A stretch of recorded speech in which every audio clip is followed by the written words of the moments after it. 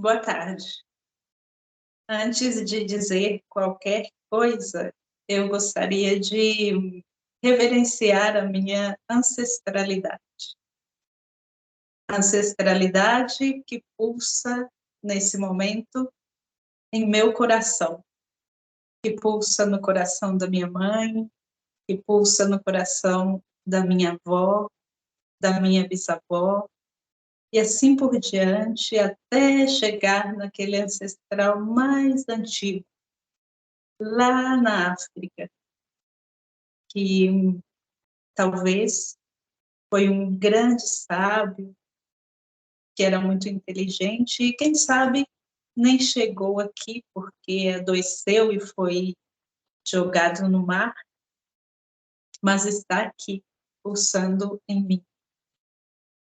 E pulsam também todos aqueles que resistiram antes de mim.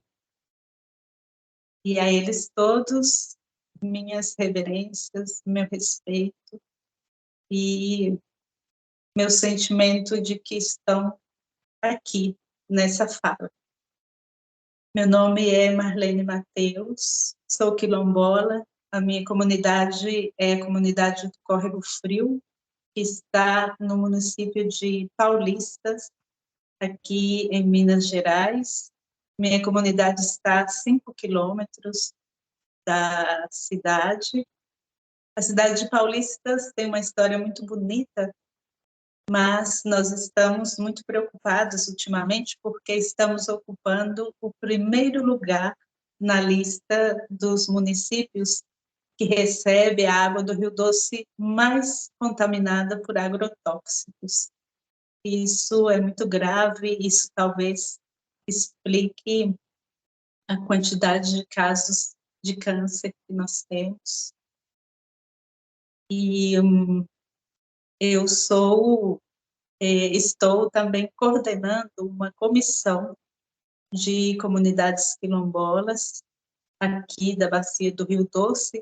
Essa comissão, ela abrange 31 municípios, mais de 80 comunidades, e nós trabalhamos de mãos dadas, apoiados pelo OCDoce, onde sou membro também. O OCDoce é o Observatório de Conflitos e Confluências Rurais da Bacia do Rio Doce, lá da Unifei, que é a Universidade Federal de Itajubá, campus Itabira.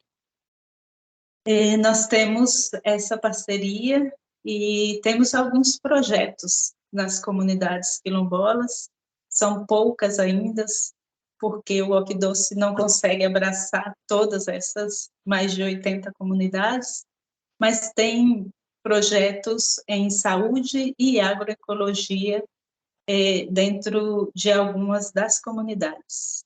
E o objetivo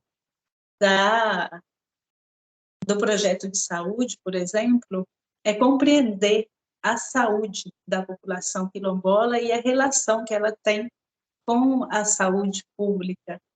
E, uma vez compreendida, auxiliar nesse diálogo da comunidade com a saúde municipal.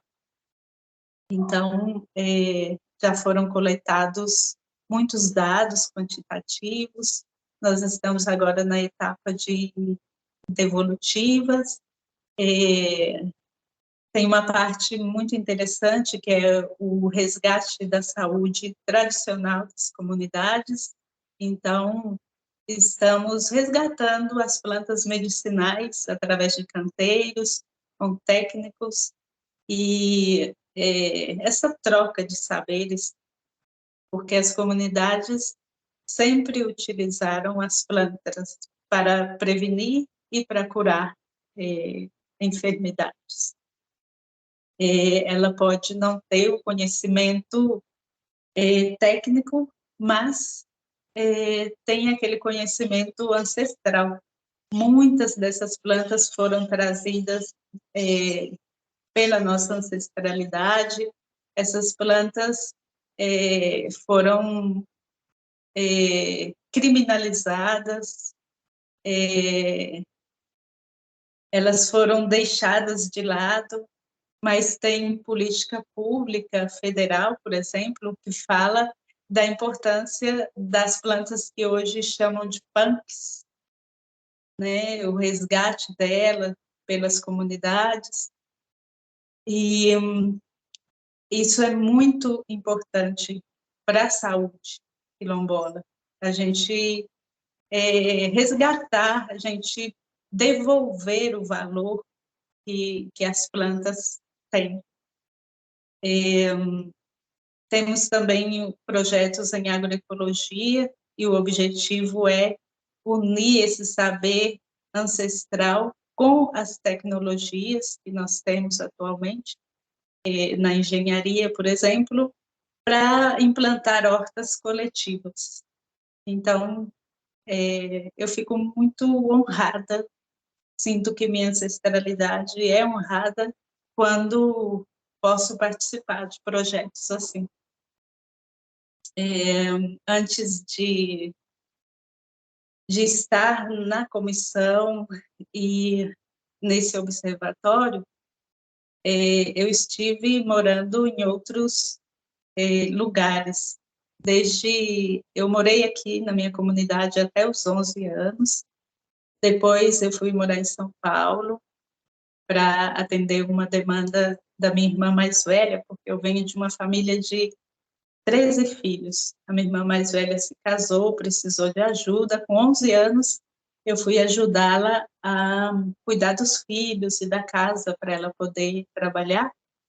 E foi um choque cultural muito grande, assim, porque sair da tranquilidade de uma comunidade com cerca de 70 famílias para ir morar na zona sul de São Paulo, no Capão Redondo, anos 80, era um choque muito grande, né? Tive que parar de estudar, depois voltei para o supletivo naquela época, depois comecei a trabalhar e sempre enfrentando o racismo.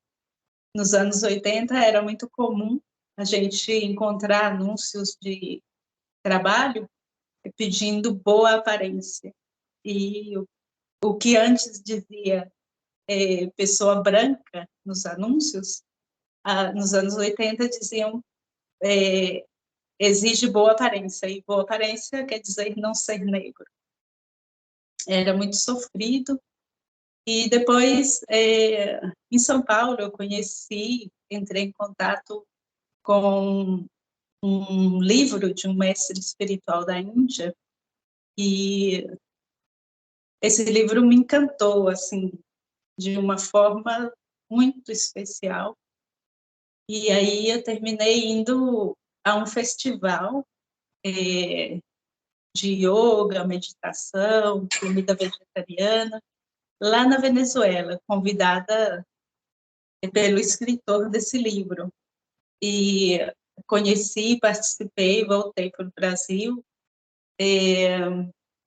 Voltei depois de um ano para a Venezuela para ajudar que esse festival acontecesse novamente.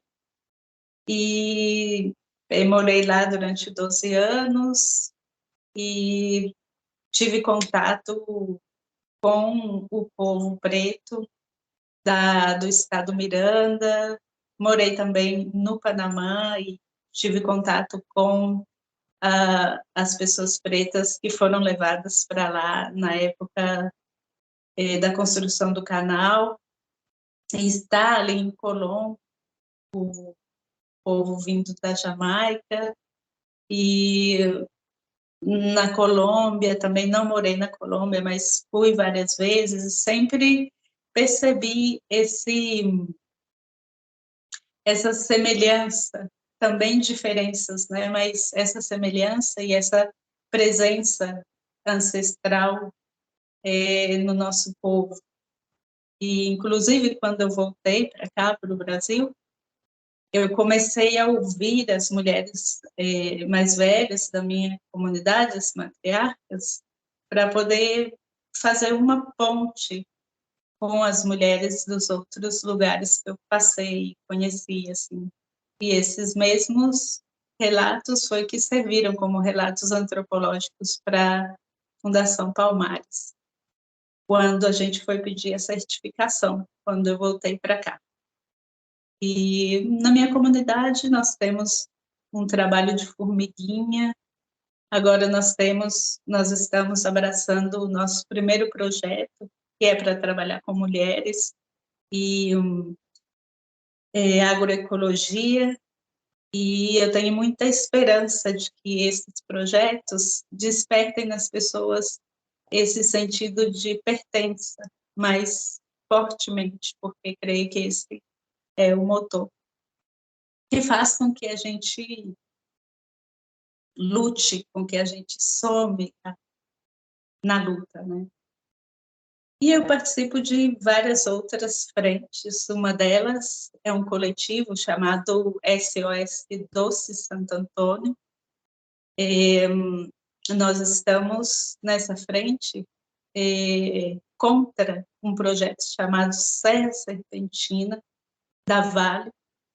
Esse projeto, se acontecer, nós não queremos de nenhuma maneira que aconteça, ele vai destruir de uma forma muito violenta 11 municípios, vai atingir 11 municípios dentro dessa comissão que eu trabalho, e assim, com Mineiroduto, com Cavas, o próprio RIMA, e a RIMA da Vale, fala de todas as atrocidades que pode acontecer se o projeto for implantado, que é a destruição de nascentes, de matas nativas, gravidez precoce, porque vão muitos trabalhadores para as comunidades, mas eles fizeram esse IARIMAS sem nunca ter pisado as nossas terras, nossos territórios, que de fato não estão em nossas mãos, nossos territórios, né? Isso influi muito nessa destruição. Então, uma estratégia que nós utilizamos foi me tornar acionista da Vale, né, comprando uma ação e participando da Assembleia da Vale. Para quê? Para denunciar para a própria Vale o projeto Serra da Serpentina. E é um ambiente hostil, eles não querem que os acionistas críticos falem, eles mudam a linguagem, mudam as pautas, mas nós conseguimos falar que nós existimos e que nós não queremos ser outro território devastado pela Vale. E fizemos também um encontro no mês de julho, ele foi feito lá em Itabira, com essas comunidades que seriam atingidas, várias entidades, pessoas ambientalistas interessados, comunidades indígenas e quilombolas que estão entre esses 11 municípios, e a partir daí a Vale arquivou esse projeto. Porém, no próprio arquivamento, ela diz que ela quer retomar, ela tem muito interesse em retomar o projeto. Então, continua sendo nossa grande preocupação. E eu fui procurada por uma pessoa que se identificou como alguém que faz ponte entre as comunidades tradicionais e a Vale, dizendo que queria me responder sobre aquela certa manifestação que eu fiz na Assembleia, e eu disse que sim, quero ouvir a resposta, mas eu quero ouvir junto com outras pessoas que fazem parte desse coletivo. E então me explicaram que não era essa energia que querem falar comigo, e não é muito confortável a gente fazer esse tipo de denúncia, porque quando as pessoas começam a te ligar querendo dar essas respostas, e você sabe que está numa comunidade rural, está cuidando de uma mãe idosa de 87 anos, isso dá um medinho. Mas, maior que esse medo, é a certeza de que, do que eu falei no princípio, Eu estou aqui como a soma de todos os que me antecederam, e foram muitos que resistiram, desde aquele primeiro ancestral da África, nessa energia que pulsa no meu coração e pulsa no da minha mãe, da minha avó, e assim por diante, e que a filosofia africana chama de Ibi, que é um dos princípios da deusa Mate. E me encanta isso me conforta, isso me dá força cada vez que vem um medinho, porque é a certeza de que somos muitos, foram muitas pessoas que resistiram, que construíram os quilombos, que não conseguiram chegar aqui, mas estão, através de nós que estamos, e temos o dever de continuar essa luta. E são essas frentes. Também estou numa frente pela defesa do direito, do nosso direito, quanto povo preto, de resgatar as nossas plantas medicinais e fazer uso dela para a nossa saúde. Muitas dessas plantas foram demonizadas, elas foram utilizadas para nos encarcerar, para nos matar. Então, é preciso nos devolver também as nossas plantas, o direito de usá-las, o direito de dar a elas o valor, porque não são somente plantas, são medicinas, né? Então, essa também é uma luta, é uma frente de luta na qual estou, e estou de todo o coração em todas elas, assim. E queria agradecer, assim, essa oportunidade de falar mesmo, de estar nesse espaço de escuta e falar sobre as coisas que eu valorizo, sobre as mazelas do nosso povo. Ultimamente, nós temos muitas notícias de pessoas que foram assassinadas na luta pelo território, como Mãe Bernadette, como várias outras pessoas antes e depois dela. E é muito triste que tenhamos que continuar morrendo por algo que é direito nosso, né? Não estamos pedindo algo que não nos pertence. Estamos pedindo o direito de usar o nosso território para plantar, para produzir. Na minha comunidade, por exemplo, quando meu pai estava aqui, ele plantava extensões grandíssimas de milho, de feijão, de arroz, para sustentar a família, mas era plantado como um meieiro. Essas plantações eram divididas 50-50 com o fazendeiro. Então, era um trabalho muito forte para poder conseguir ter algo para sustentar a família e para sobreviver. Mas, nos dias atuais, os fazendeiros já não se interessam nem sequer por esse por essas plantações como meieiros, porque eles querem plantar braquiária para o gado. E aí a gente vive no meio de fazendas. E muitas vezes a gente ouve motosserra o dia inteiro e não dá para fazer nada, porque é a terra do fazendeiro, né? E, e a gente está ali, algumas pessoas, alguns aglomerados têm pequenos pedaços de terra em uma escritura, e outros ainda estão como agregados de fazenda, somente tem um quintal, e mesmo assim são quintais produtivos, que muitas comunidades já conseguem produzir para oferecer para o PENAI, que é o Programa de Merenda Escolar, e é muito importante a gente, nesses pequenos quintais, nas nossas pequenas hortas, conseguirmos oferecer esses produtos para a merenda escolar.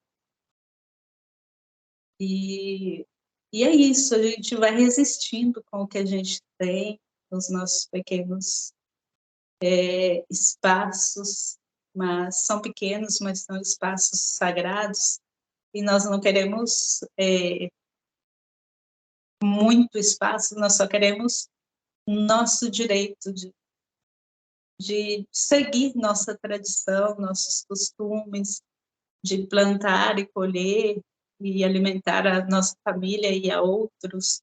Nós queremos o direito de conservar as nossas nascentes, as nossas minas, de tomar água sem agrotóxico, de viver da forma que nós vivíamos em África. Quando a gente está numa comunidade quilombola e a gente vê, por exemplo, que